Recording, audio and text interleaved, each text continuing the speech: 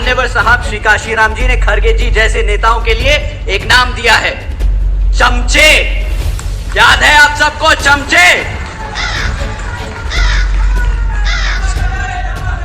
साथियों, मान्यवर साहब ने एक किताब लिखी है चमचा योग, जिसमें खरगे जी जैसे नेताओं को, जो कांग्रेस और भाजपा जैसी पार्टियों में रहकर हमारे समाज को गुमराह कर बांटने का काम करते हैं, उनके बारे में बताया है। मैं हमारे सभी एससी समाज के भाइयों और बहनों से दरख्वास्त करूंगा, आप ये चमचा योग जरूर पढ़ें और ऐसे नेताओं को पहचाने जो कांग्रेस और भाजपा में बैठे हैं।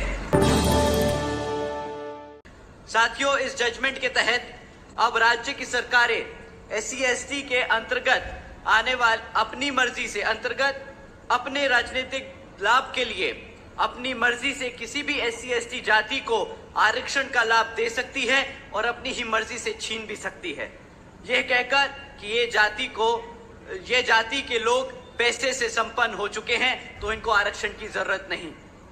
साथियों, आप सभी जानते हैं आरक्षण की मूल भावना प्रतिनिधित्व की है, समाज को आगे बढ़ाने की है, लेकिन इसे बार बार गरीबी मिटाने के कार्यक्रम को बनाकर हमेशा से आरक्षण को हटाने का काम किया गया है। साथियों, भाजपा और कांग्रेस ने सोची समझी साजिश के तहत ये जजमेंट पास कराकर देश से आरक्षण खत्म करने के लिए ये पहला कदम लिया है। आदरणीय बहन जी ने इस फैसले पर सवाल उठाया है और पूछा है कि जिनको आरक्षण का लाभ मिला है, क्या उनकी सामाजिक स्थिति इतनी बेहतर हो चुकी है, क्या उनके साथ आज भेदभाव खत्म हो गया है? साथियों, ये SC समाज को बांटने की शुरुआत है, ये SC समाज की आजादी को छीनने की शुरुआत है, ये संविधान को बदलने की शुरुआत है। संविधान बचाने के नाम पर भाजपा और कांग्रेस मिलकर संविधान को बदलने का काम कर रही हैं। आदरणीय बहन जी ने कहा है कि अगर यहाँ भाजपा की NDA और कांग्रेस की इंडी अलायंस वाली पार्टियां, जिसमें सपा, आम आदमी पार्टी जैसी लोग पार्टियां शामिल हैं, ये सब अगर चाहें, अगर ये सब में सब हमारे SC/ST हमारे रिजर्वेशन के सच्चे हितैषी हैं, हमारे SC/ST समाज के आरक्षण के सच्चे हितैषी हैं, तो सब मिलकर पार्लियामेंट के जरिए रिजर्वेशन एक्ट को संविधान की 9वीं सूची में डालकर रिजर्वेशन को हमेशा के लिए सुरक्षित कर दें, ताकि आगे हमारे रिजर्वेशन से कोई भी खिलवाड़ ना कर सके। साथियों, यही नहीं बल्कि अब तो बहन जी और BSP की ये भी मांग है कि ये जुडिशरी में भी रिजर्वेशन लागू होना चाहिए, ताकि भविष्य में इस तरह के जजमेंट ही ना आ सके जो हमारे संविधान के आरक्षण को संविधान में रिजर्वेशन के साथ खिलवाड़ कर सके। साथियों, अभी हाल ही में कांग्रेस पार्टी की ओर से खरगे जी ने प्रेस कॉन्फ्रेंस कर ये कहा कि आरक्षण तो नेहरू, पंडित जी और गांधी जी की देन है। पहली बात, राहुल गांधी जी कहां थे? वोट मांगते वक्त आपको लाल किताब दिखाकर संविधान के नाम पर आपका वोट तो मांग लिया, परंतु जब संविधान को बचाने की बात आई तो ये सब अपने मुंह पे चुप्पी साध बांध अपने घर में बैठे हैं। तब खरगे जी को आगे क्यों किया? दूसरी बात, मान्यवर साहब श्री काशीराम जी ने खरगे जी जैसे नेताओं के लिए एक नाम दिया है, चमचे। याद है आप सबको चमचे?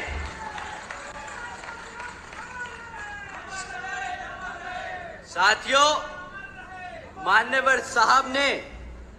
साहब ने एक किताब लिखी है चमचा योग, जिसमें खरगे जी जैसे नेताओं को, जो कांग्रेस और भाजपा जैसी पार्टियों में रहकर हमारे समाज को गुमराह कर बांटने का काम करते हैं, उनके बारे में बताया है। मैं हमारे सभी SC समाज के भाइयों और बहनों से दरख्वास्त करूंगा, आप ये चमचा योग जरूर पढ़ें और ऐसे नेताओं को पहचाने जो कांग्रेस और भाजपा में बैठे हैं।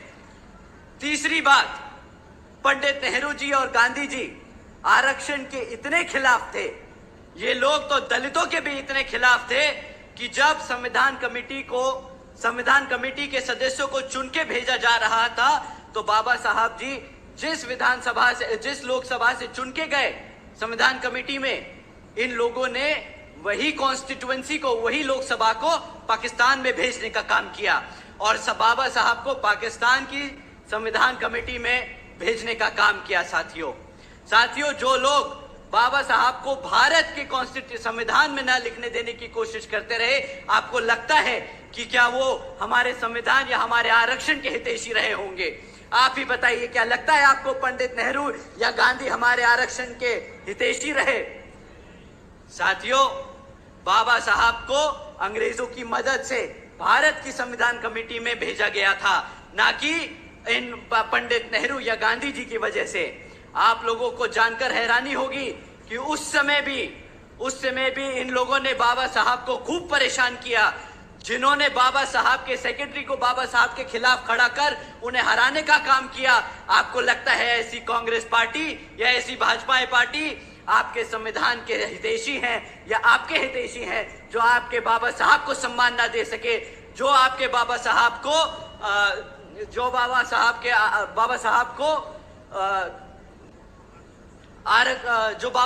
को किताब ना दे सके? आपको क्या लगता है वो आपके हितैषी हैं कि नहीं है? साथियों, अब मैं आप लोगों से यहाँ विधानसभा में होने वाले आम चुनावों के लिए आप लोगों के बारे में, आप लोगों के बीच में कुछ मुद्दे आप लोगों के बीच में रखना चाहूंगा।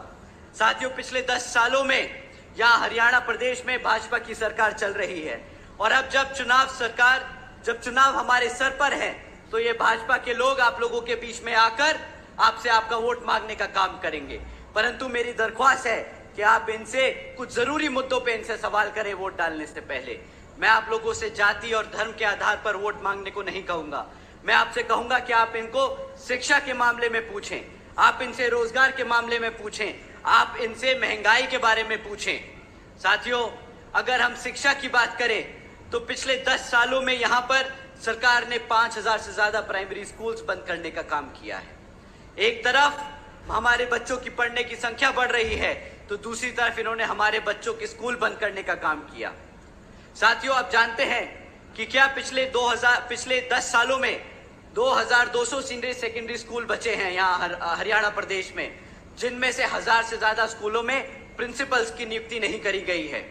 इतना ही नहीं, पिछले 2017 से हमारे SC ST OBC समाज के छात्रों के लिए स्कॉलरशिप के पैसे भी इस सरकार ने रोक के रखे हैं।